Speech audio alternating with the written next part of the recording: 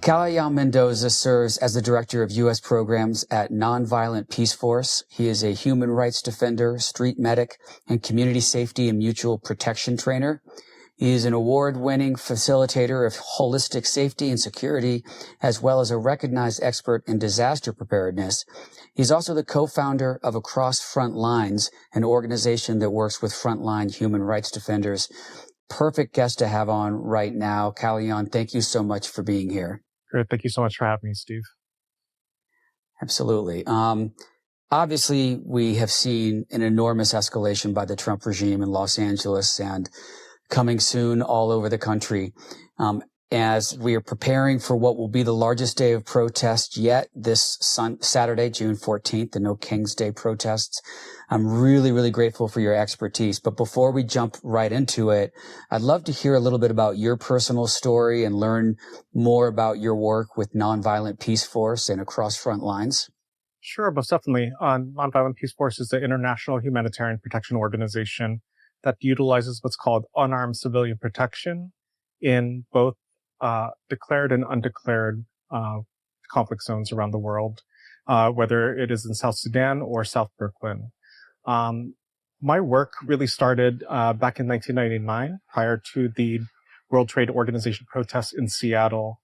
I was trained up as a street medic, and since then I've worked with Amnesty International in helping support the human rights observation teams in Ferguson in 2014, in Standing Rock in 2016, along with the RNC and DNC in 2016.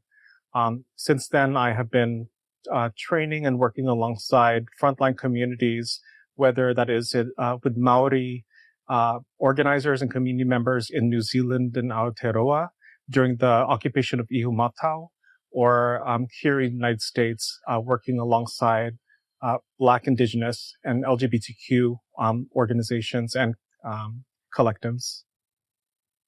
Amazing. So what first drew you into this particular work? You know, you ran right to the front lines, right? What brought you there? Yeah. As a Filipino American, my family left the Philippines during the height of the Marcos regime. During martial law. And that's something that's stuck with me ever since I was a 6-year-old kid. Since then, I've really found that my role isn't necessarily holding up the banner or leading the chants, although I've done that, but really around building safety ecosystems alongside communities who are looking for a non-carceral approaches that aren't basically ways that we can keep each other safe that doesn't come down the barrel of a gun. Well, perfect segue. Sadly, on your Instagram, you identify as your protest safety kuya. Yeah. I think in Filipino that means big brother or something like that. Is that right? Yes, it does. Oh, okay. So, there's a lot of advice circling around right now on, how to stay safe during protests, but, let's jump right into it. Can you give us a basic rundown on best practices in your trainings for folks who are going to be participating in protests? Most definitely. I'd like to invite folks to think about participating in actions from a before, during, and after framework. For folks that are going to be in the streets, to really think about prior to coming into the action, what are your activation points, like what are otherwise known as trigger points, and what are your anchor points, those things that keep you cool, calm, collected, and connected, and to make sure to share that with your safety team or with your buddy or partner that's going with you. And I say all that to make sure that folks are not going out in the streets by themselves. And you don't necessarily need to be with a ton of people, but you have to make sure that you have at least one person in a location that has your personal information in the event that, in the unfortunate event that you might be arrested or you might be injured at a protest. And that's what we've really been seeing in the last 10 years, the continued militarization of the police here in the United States. We saw this in Ferguson. We saw this in Standing Rock. So really think about the before. What are the things that you need to do to prepare yourself? Making sure to do some basic research about the type of police tactics that have been used at protests previously. If they've utilized impact munitions such as pepper balls, pepper spray, or tear gas, what are types of gear that you need in order to keep yourself and others safe or to exit that location? For the during, practicing situational awareness at all times. And what this means is telling yourself, I'm going to turn on my OODA loop, which stands for Observe, Orient, Decide, and Act. This is a framework that folks can utilize. It's a crisis decision-making tool that you can fall back on when everything falls apart. In essence, it's taking in information around you, identifying what the baseline is for that particular situation, and that helps you identify potential anomalies, like if the state security will start advancing on protesters, or if they're going to start using munitions, and then coming up with your plan of action and then moving through it. And once you're home safe, turn it off. The reason we tell folks to turn on and off their situational awareness or their OODA loop is to ensure that they are not in a state of hypervigilance once you come back home from a protest. Along with practicing your situational awareness is really making sure, just like how protesters in Hong Kong in 2019 taught us, is to really move like water. That means adjusting to the situation. It's a Bruce Lee quote, right? Yeah, exactly. Yeah. His wisdom will always remain with us, most especially in these times. And it's really about keeping yourself and others safe as you enact your fundamental human rights.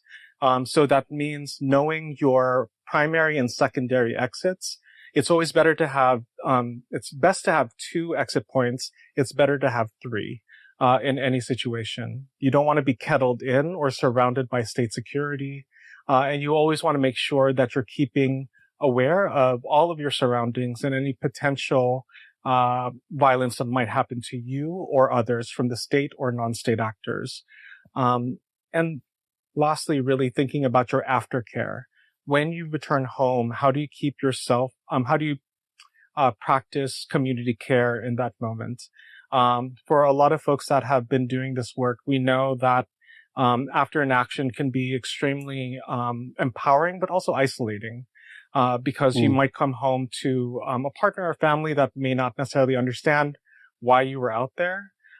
So really having a space where you can debrief with the folks that you had gone to the action to, or asking your loved ones to hold space for you, to do what we call the holistic check-in, which is answering 4 questions. What are you feeling physically in the moment, psychosocially or emotionally, energetically, and what support do you need in this moment? And practicing some basic somatic practices.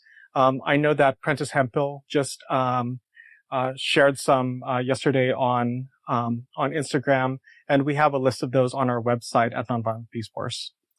We'll share those resources on our show notes too, so people can read that list. And there's some great, just basic, and even on your Instagram, I'll put that up there too. I suggest everyone follow you on Instagram because you've got some great checklists and basic resources on there as well.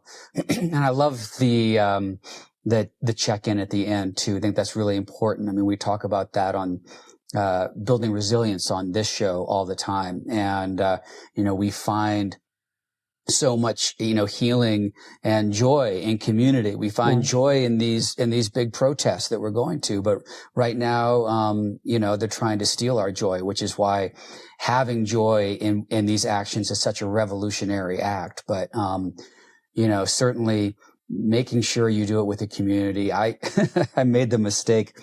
I'm laughing. I shouldn't be laughing, but, it was, I guess, 2017, 2018, right after Heather Heyer was killed, and there was a anti-fascist protest in Los Angeles, and I wanted to go. I couldn't find anyone to go with me. Everyone was just busy. It was during the day. It was a work day.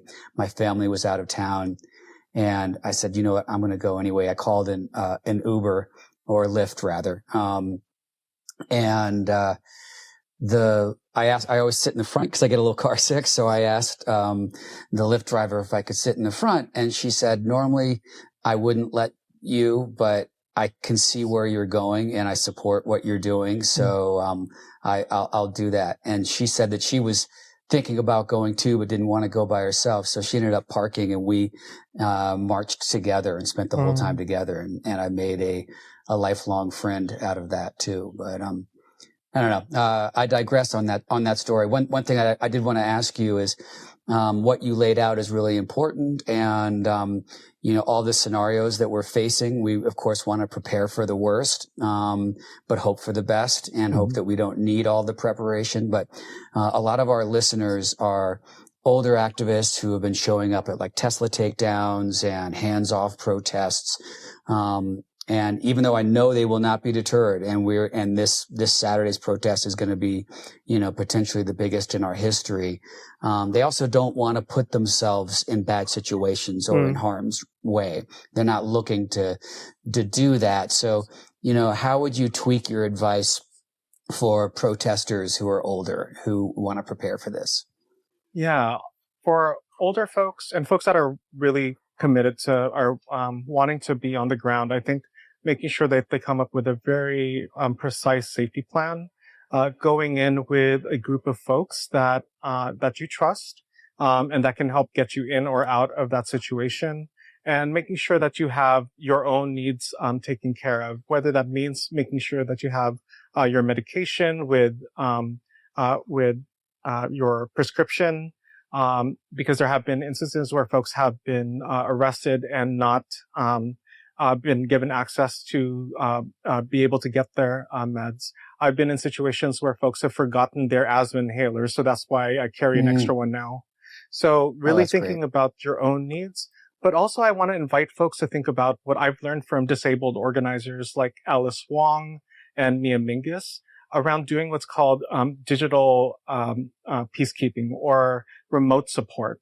Basically, you'd be monitoring police scanners, watching through Instagram or TikTok lives, and feeding real-time information to your team, which can be extremely vital to ensure that for folks that may be even more vulnerable, for trans folks, for undocumented folks who choose to be at the protest, to be able to give that real-time information. And we all have a place in this work. Sometimes it may not be necessarily in the streets, but it could be part of the aftercare that we provide for folks that are just coming back from an action, who have seen state violence for the first time. But if folks are really fierce about wanting to be on the ground, coming up with your safety plan, recognizing what your needs are, identifying what your potential vulnerabilities are, and seeking out capacities to help mitigate those vulnerabilities. So for instance, I've dealt with state violence for a very long time, and I know that my back seizes up. It's an old protest injury from Beijing. And I let my team know that I need to tap out at once this happens. So making sure to share with your team what your specific needs are, what are some things that they can do to support you, and vice versa, because we really need to be practicing the level of community care and really radical care in this moment, because we're all we have. Yeah, well said. You have obviously seen and been in the middle of some really, really hard situations all over the world. What is especially important for us to pay attention to here in light of this, military presence now? I mean, they've been using tear gas, flashbangs, and rubber bullets in Los Angeles. How do we best prepare for all of that? Definitely. So, I know that there's some advice going around for folks to use milk, or to use law, which is liquid antacid water solution. I really advise against that because one, I field tested both and found that they haven't been very helpful and aren't really accessible. So making sure that you have an extra bottle of water with you, with either the top punctured at the top, so you can do your own eye flush or provide eye flush for someone else if there's not a street medic nearby. If you have, we're still in a pandemic, and a lot of people's immune systems have been very impacted, to make sure that you Right. know what your limitations are, and to ensure that you have what you need to either continue being on the ground, or to get out of there, as quickly as possible. That includes, having an asthma inhaler, having your medication, but also doing a little bit of research about like what are the closest hospitals that are near the protests. I've been at protests where the police have kept EMTs and paramedics behind them, so a lot of the protesters were injured and would not be able to access them. So we had to provide. We've had to provide what's called protective accompaniment to pregnant folks. This happened in 2021 at the Dante Wright protests in Brooklyn Park near Minneapolis, and they had gone to the protests wanting to show their support and didn't realize that it would be a militarized response. So making sure that you do what you need to do in order to stay as long as you consent into. And I want to just touch on the story that you shared earlier. Along with some of the more practical and tactical advice, I want to call folks to find those moments of community and joy. As we saw, sorry, I always get emotional thinking about this, but as we saw in LA, there were groups of folks that were doing line dances during the action. There was a Tejano band that was singing. There were street vendors that were selling. Find those moments, right? Yeah. And we saw that in Occupy, we saw that in Standing Rock, in Ferguson, most especially, where the community came together. And I feel like a lot of folks most recently saw that with the student encampments. This was the first time that a lot of students had experienced state violence, but also the first time that I heard from a lot of students and youth that they felt a sense of connection and community with their folks. Their basic needs were being met. People were being fed. People had access to some basic health care, and there was a innate need for everyone to keep each other safe and protect one another in a time of crisis. So along with the tactical and practical preparation, seek out these moments of radical joy, seek out this community that is being created, and connect, because that's what fascism does, is it disconnects us from one another. And the more that we can cultivate that, the more that we can cultivate joy, that gives us the basis and the blueprint for a safer, verdant, and more just world. Absolutely. And just after the National Guard were deployed and we had a big protest to release David Huerta, SEIU president, that was very peaceful. There was no conflict. And like you said, lots of joy, lots of dancing and music. And it segues perfectly into the next question I was going to ask you, which is more about de-escalation and how we best do that. And, obviously, singing, dancing, all of that stuff, spreading joy, it makes it awfully hard, to, escalate violence when there is so much apparent joy and community. But can you talk about, I want to ask you two-parter on this. Obviously, we have a militarized, response now. So best ways to de-escalate around that. And then also, there's always a few bad actors, sometimes individuals, sometimes groups that do show up to stir up trouble, amidst our ranks. What's the best way to de-escalate all of that? The way that we train folks on de-escalation is very different than other organizations, in that you can only really de-escalate yourself and those you are in the right relationship with. That means folks that you know, folks that you have come there with. And de-escalation is really about going to a place of regulation where you're within your window of tolerance, where you're cool, calm, collected, and connected, and able to make decisions in real time. With regards to preparing for militarized or military force, I think it's important for folks to really be upfront about what their survival responses are. Are they fight, flight, freeze, or fawn when aggression happens to them? Or they might be flight, or I'm a fawn type person, or I freeze when aggression happens to me. But when it happens to others, I go into fight mode. And that doesn't necessarily mean that you're going to go in swinging, but rather you're in a state of hyper arousal and everything's speeding up. So understanding how you respond in those moments and sharing that with your buddy or with your team or with your group is really the first step in knowing how to de-escalate yourself. And if there is a situation where you are, where you have consented into, whether you are prepared and trained, you can do what's called protective intervention. That means going in and doing what's called protective presence or protective accompaniment. And that is being a third party in a potential conflict situation and having the aggressor direct their energy towards you. So really thinking of yourself as a lightning rod. And you really need to have to be ready to kind of like receive that energy and potentially that violence in order to get that other person out of the situation. And I think that that is something that needs to we all need to practice in these spaces. There's going to be a myriad of different tactics from folks. I know a lot of the immigrant rights organizations in LA have been training and working with their communities and also their staff and volunteers to be able to respond using nonviolence. And I think that folks just need to recognize a point when their stay or go threshold. And that means thinking through what are some likely scenarios that might arise where they're going to need to leave. For instance, for anyone that is undocumented and are committed to being on the ground, to really think through if they start seeing an advancement or a kettling action where the state security surrounds everyone, that they immediately leave from there. I can't really tell anyone how to respond or how to act, but the first step in de-escalating is de-escalating yourself.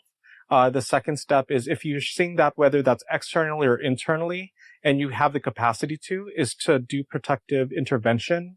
And to call in folks that you may feel are putting undocumented folks, LGBTQ folks, most especially trans and Black trans folks, at risk and danger. Because a lot of times for these mass mobilizations, there are folks that are coming in that have never been, at a protest. So we need to really think about, and center those most directly affected by the violence that we are against in that moment. All great advice. And just another reminder to everyone who's listening, these protests are, widely very peaceful. And most of the actions that we've seen, including Los Angeles, first of all, have been blown up by the media. And, the same pictures of the burning Waymos get circulated over and over again when it's been a few hundred people in those, after dark actions, where the bulk of the folks have been, at the organized protests and very, very peaceful. So, but again, very important to prepare for everything. And I wanted to ask you also, besides just the larger scale organized protests like we're seeing in Los Angeles and we're going to see all over the country on Saturday and ongoing, what are some best practices just if we encounter ICE in our community, and we see that happening? That's where a lot of these, kind of, super fast, growing protests have happened, and there's not the support around it. And there's obviously, as you say, state police presence, that's very strong. So, what's the good rule of thumb for how we advocate, and let people know about ICE actions if we come across them?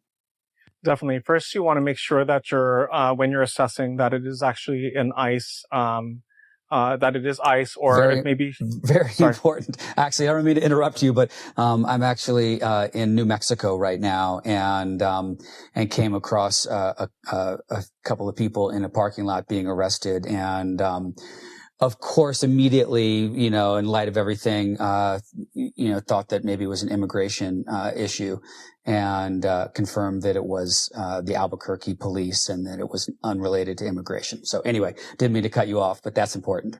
No worries. I like to tell folks to use SALUTE, which stands for size, activity, location, uniform or unit identification, time, and equipment.